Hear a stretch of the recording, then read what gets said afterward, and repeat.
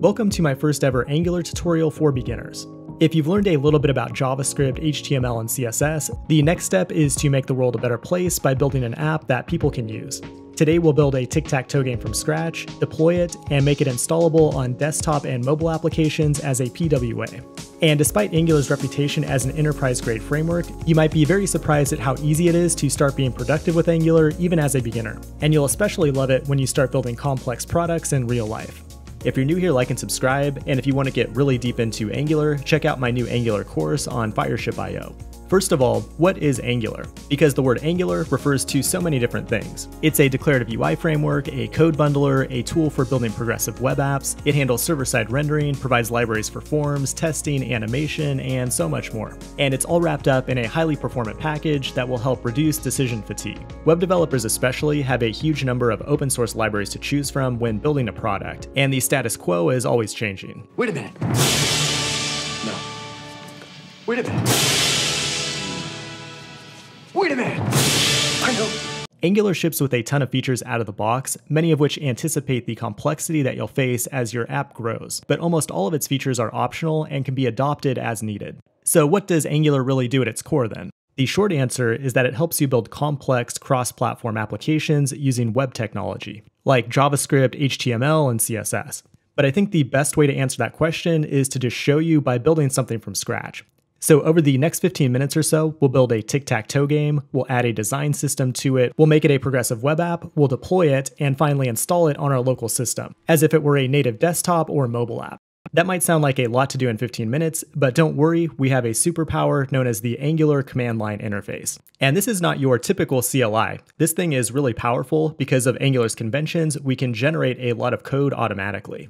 At this point, I'm assuming you have Node.js installed on your system, and we'll run npm install global @angular CLI. This will give you access to the ng command in your terminal. And the first thing we'll want to do is generate a new Angular app. We can do that by running ng new with the name of the app. Then it will ask us if we want to add routing. We'll go ahead and say yes, and we'll choose SCSS for our styles. And then we'll go ahead and open up our app in VS Code. There's a couple of extensions you'll want to have. First is the Angular language service, which will give you syntax highlighting in your HTML templates. And then I'm also installing the Angular console, which is a tool that allows us to simply point and click on CLI commands as opposed to typing them out manually in the terminal. Go ahead and find the serve command, then hit run.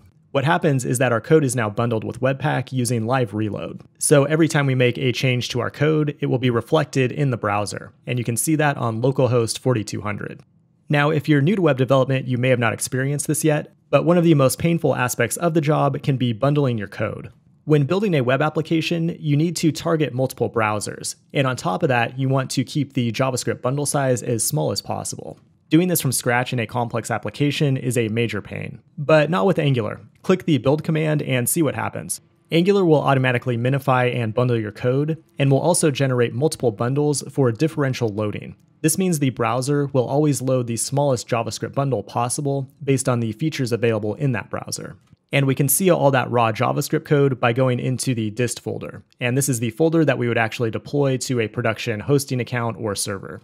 Now let's take a look at some of the files in this initial application. We have a few tsconfig files here, which were automatically generated and set up for this project. Angular was really the first major framework to encourage the use of TypeScript, and you now see it as almost a standard on large complex projects. Open your eyes.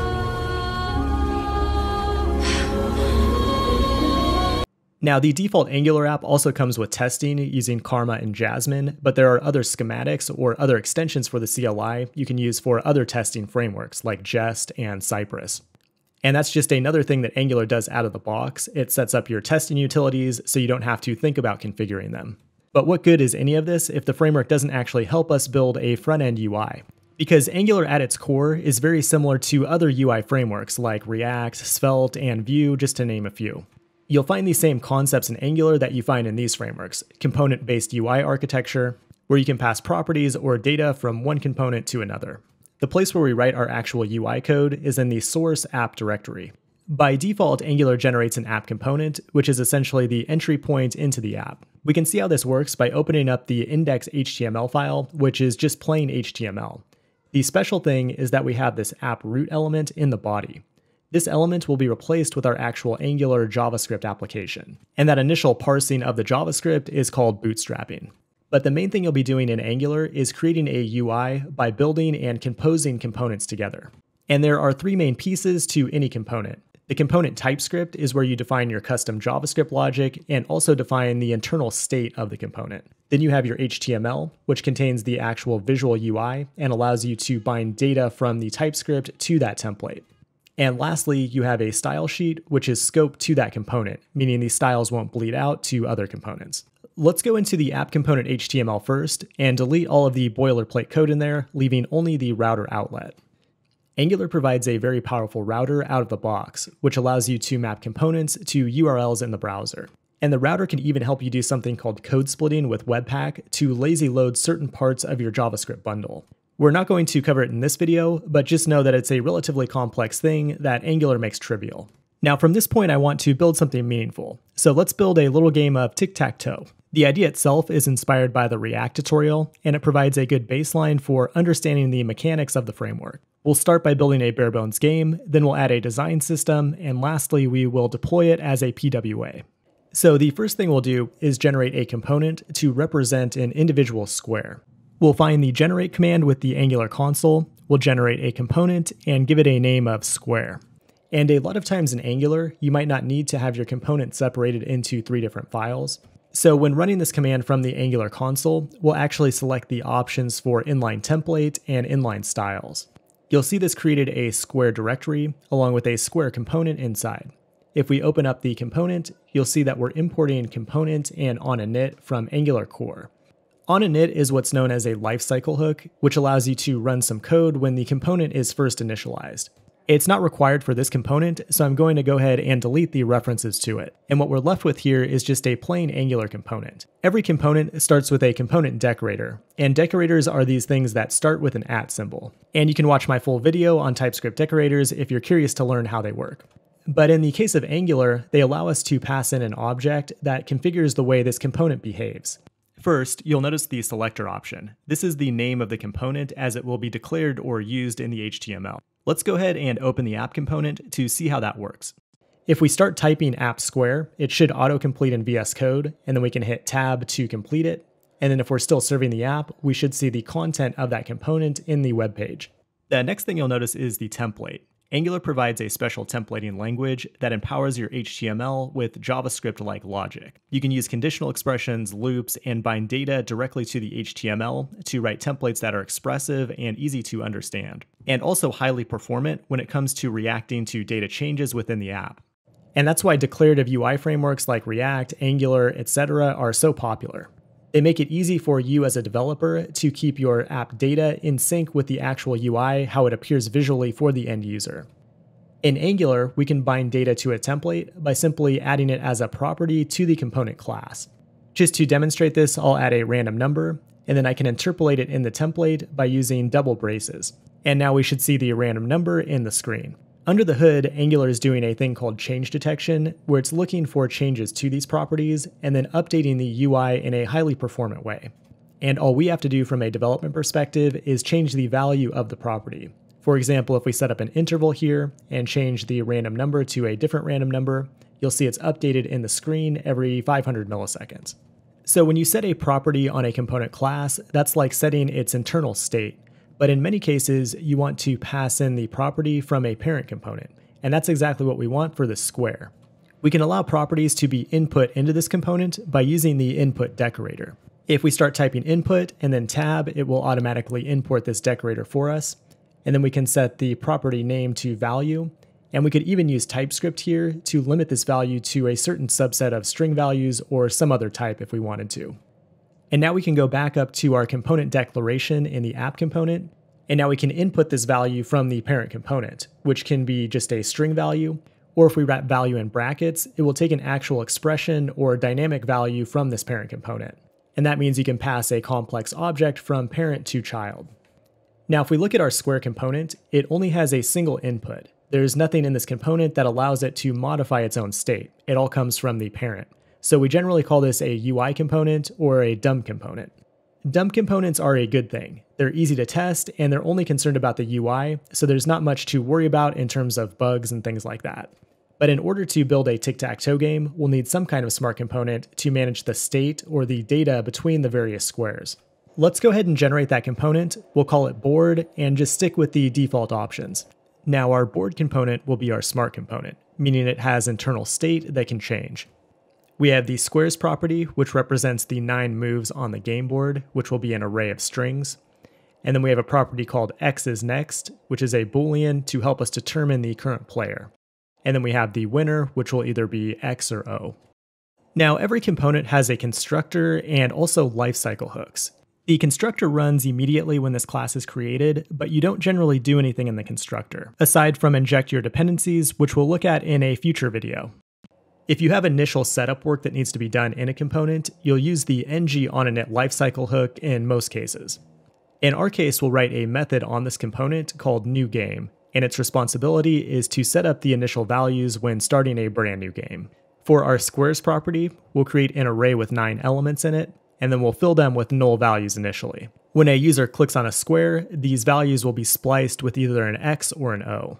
We'll set the winner to null and X is next to true. Now, when working with data on a component, you may want to compute a property based on one of the main pieces of data that changes. In our case, X is next determines which player is currently using the game board.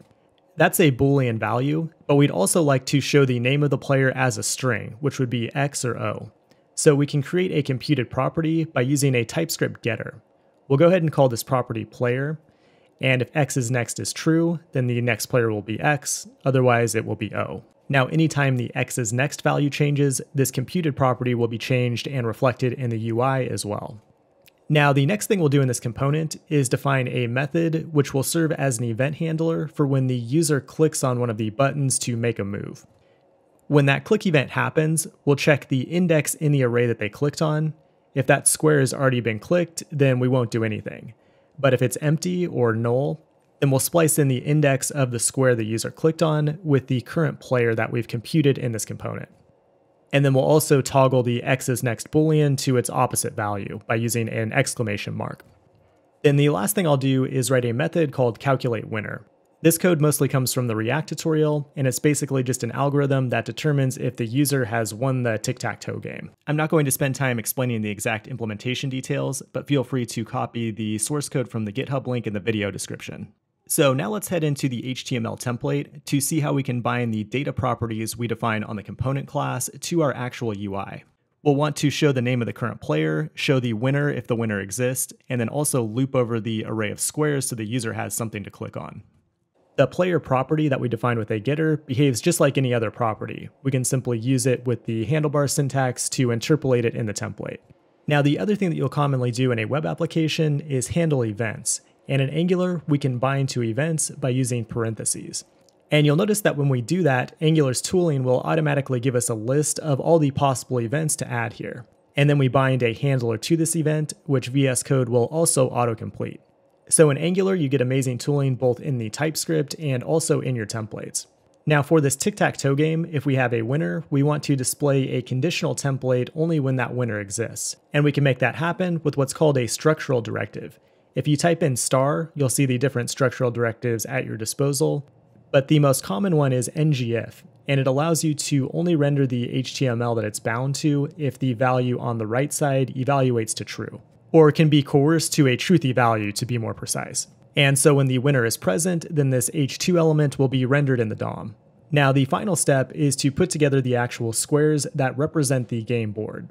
Another common structural directive in Angular is ng4. So first we'll declare our app square component, then we'll add ng4 to render this component multiple times based on the array of squares.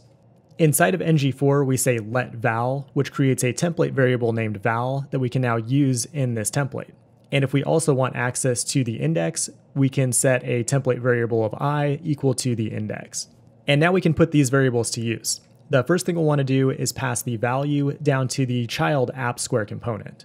And it can use that value to render an X or an O in the button. And we'll also bind to the click event to make a move on that index when the user clicks on the square.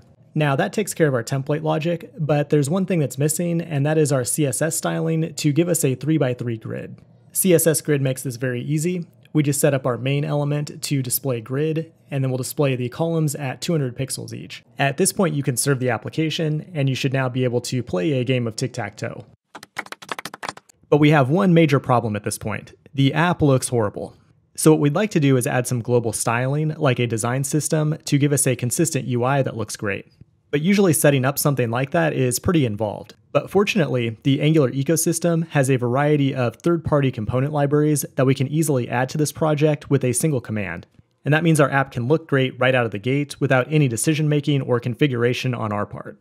There are plenty of great options to choose from, like Angular Material, Ionic, and others, but today we're going to go with Nebular.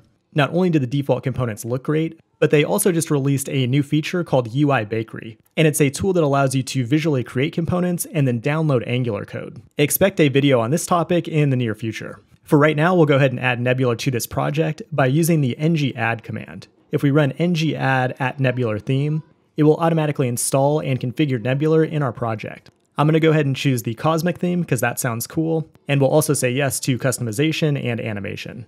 You'll notice a few key changes to the project. We now have a themes SCSS file, which we can use to customize the variables used in the theme.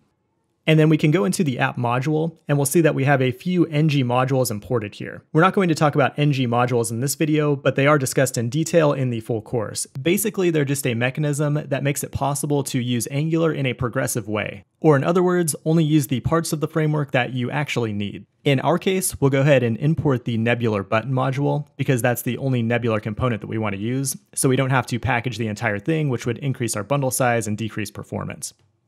And also, if we go into the app component, you'll see that we now have a bunch of components that are prefixed by NB for Nebular. And already the UI is looking a lot more interesting.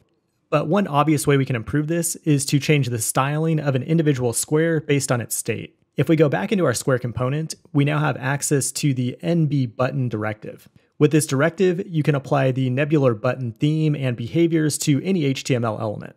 Using the directive as is will give you the default Nebular button, which we'll go ahead and do when the value is null or when the square has not been selected. Then we'll go ahead and set up a couple of additional buttons as well. And these buttons will take additional properties on the NB button directive. And the design system provides a lot of different ways to customize the button right out of the box. For example, we'll use this hero button, which gives it a nice little gradient, but check out the component library in the docs for a full set of examples. Then we'll conditionally render each button depending on whether or not the value is X or O using the ngIf directive. Now I realize I'm going through this code very fast, but again, make sure to reference the link to GitHub in the video description to find the full project source code. And one last thing I'll do is also go into the board component, and for the start new game button, we'll go ahead and display an outline button there. And with just a few minor changes, we now have a much better looking game of tic-tac-toe. So this kind of highlights my favorite thing about Angular, and that is getting things done quickly. The tooling truly is amazing, and there's a lot less configuration required to get to something meaningful. But there's still one more thing I promised you, and that's to make this a progressive web app that can be installed as a native app. And believe it or not, that's actually the easiest part of this entire video. Let's head over to the Angular console, click on Add, and then you'll see a full list of the different schematics that are available to you. The one we're interested in is @angular/PWA. When you run this command, it does several important things related to PWAs. The first thing it does is add the JavaScript code needed to load a service worker in the Angular app. And then it gives you a configuration file that you can use to customize the behavior of the service worker. And the worker is there primarily to make your app work offline, so you can customize the behavior of how those pages are cached and stored offline. And then you'll also notice that it adds a manifest file and some icons for the actual install button for the app. Now, in order to determine if we have a valid progressive web app, we need to run this app in a production environment. So the first step in that process is to run ng-build, which we can do with the Angular console. And that will compile all of our TypeScript code down to JavaScript in the dist folder. There's just one thing missing, and that's an actual place to deploy our code. My personal favorite place is Firebase, and we can easily add Firebase to an Angular project by running ng-add @angularfire. This is going to ask you for a Firebase project, so you'll need to have signed up for a Firebase account if you don't have one already. And Firebase hosting can be used on the free tier, by the way. The only thing left to do at this point is run ng-deploy. That's going to automatically deploy our production app to the Firebase hosting account. That will give you the hosting URL when it's finished, and now we can play Tic-Tac-Toe on the web. But here's the coolest thing about this. If we go to the Audits tab in Chrome DevTools, we can analyze our app as a PWA, and you can see we hit the green check marks on everything. And what this means for the end user is that the app is now installable on their device, and PWAs are supported pretty much everywhere now. In fact, we can even install it on Windows Desktop. By hitting the Install button in Chrome, it will add a shortcut to the desktop, and it will open up the app in an actual Windows window. And now people can use your web app as if it were a traditional desktop app. And the same goes for mobile apps as well. So I'll just finish up by saying that Angular is a really awesome tool when you know how to use it. And if you want to go beyond the basics and learn how to build a real-world progressive web app, consider becoming a pro member at Fireship.io. You'll get access to the brand new Angular 8 course and a whole bunch of other pro content. Thanks for watching, and I will talk to you soon.